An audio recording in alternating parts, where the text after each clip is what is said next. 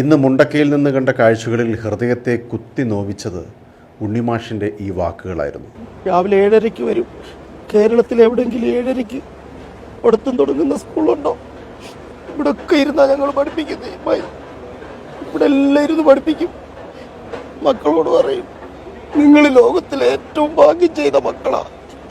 ഈ പുഴയോരത്ത് ഇരുന്ന് പഠിക്കാനുള്ള ഭാഗ്യം ലോകത്ത് ആർക്കാ കിട്ടുക? ഉണ്ണിമാഷിനെ ഇപ്പോൾ മലയാളികൾക്ക് എല്ലാവർക്കും അറിയാം.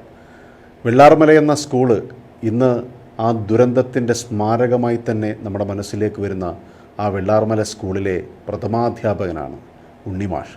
യഥാർത്ഥ പേര് ഉണ്ണികൃഷ്ണൻ എന്നാണ്. ആലപ്പുഴ അമ്പലപ്പുഴയിലാണ് അദ്ദേഹത്തിൻ്റെ സ്ഥലം. ഞാനുമായിട്ട് വലിയൊരു അടുപ്പമുള്ള ഒരു വ്യക്തി. എന്നാൽ വർഷങ്ങളായി അദ്ദേഹത്തെ കണ്ടിട്ടും കേട്ടിട്ടും ഈ അവസരത്തിലാണ് അദ്ദേഹം അധ്യാപകനായി ജോലി ചെയ്തു തുടങ്ങിയെന്നും ഇത്രയും കാലം അദ്ദേഹം ഈ വെള്ളാർമലയിലായിരുന്നു എന്നുമൊക്കെ അറിയുന്നത്. ഏതാണ്ട് ഒരു 20 വർഷങ്ങൾക്ക് മുമ്പ് ഞങ്ങൾ ഒരുമിച്ചൊരു 3 വർഷക്കാലം ഈ കലാപരിപാടികളിലെ മുഖ്യ സാന്നിധ്യമായിരുന്നു ഈ ഉണ്ണിമാഷ്.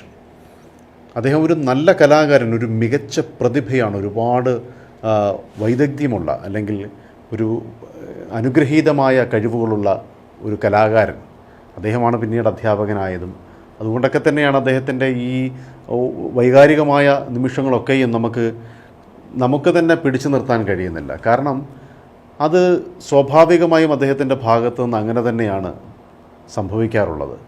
അത്ര കണ്ട് കൂടെ നിൽക്കുന്നവരെ അദ്ദേഹവുമായി ഒരു അടുത്ത ബന്ധം വേണമെന്നൊന്നുമില്ല, ഒരു ചെറിയ പരിചയം പോലും മതി. അപ്പോൾ ആ ചെറിയ പരിചയമുള്ള ആൾക്ക് എന്തെങ്കിലും സംഭവിച്ചാൽ ഇദ്ദേഹത്തിനുണ്ടാകുന്ന വേദന എനിക്കൊക്കെ പലപ്പോഴും അനുഭവപ്പെട്ടിട്ടുള്ളതാണ്. ഞങ്ങളൊരു 3 വർഷക്കാലം ഈ ആലപ്പുഴ കേന്ദ്രീകരിച്ച് ഒരു സ്റ്റേജ് ഇന്ത്യ എന്ന് പറയുന്നൊരു കലാസമിതി ഉണ്ടായിരുന്നു.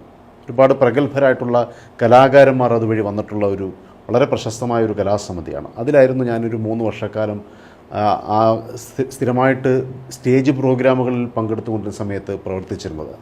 അതിൽ ഈ ഉണ്ണികൃഷ്ണൻ മാഷും ഉണ്ടായിരുന്നു.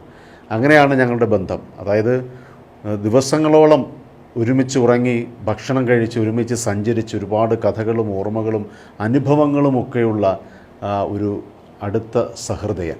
അങ്ങനൊരു മനുഷ്യന് ഇത്രയും കുഞ്ഞുങ്ങൾ, 100 കണക്കിന് കുഞ്ഞുങ്ങൾ, അവരെ ഒരുപക്ഷെ ആ നാട്ടിലുള്ളവർ എത്രയോ ഭാഗ്യം ചെയ്തവരാണ്. അങ്ങനൊരു മാഷ് അവിടെ വരുന്നു.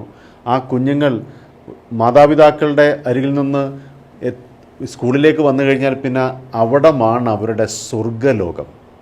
അങ്ങനെ ഒരു അധ്യാപകരും കുട്ടികളും തമ്മിലുള്ള ഒരു ആത്മബന്ധം, ഇതൊക്കെ നമുക്ക് വലിയ തിരിച്ചറിവുകളും വലിയ നമ്മൾ മനസ്സിലാക്കേണ്ടതുമായിട്ടുള്ള ഒരുപാട് കാര്യങ്ങൾ ഈ മുണ്ടക്കൈ അല്ലെങ്കിൽ വയനാട് ഇപ്പോഴത്തെ ഈ ദുരന്തം ഓർമ്മപ്പെടുത്തുകയാണ്.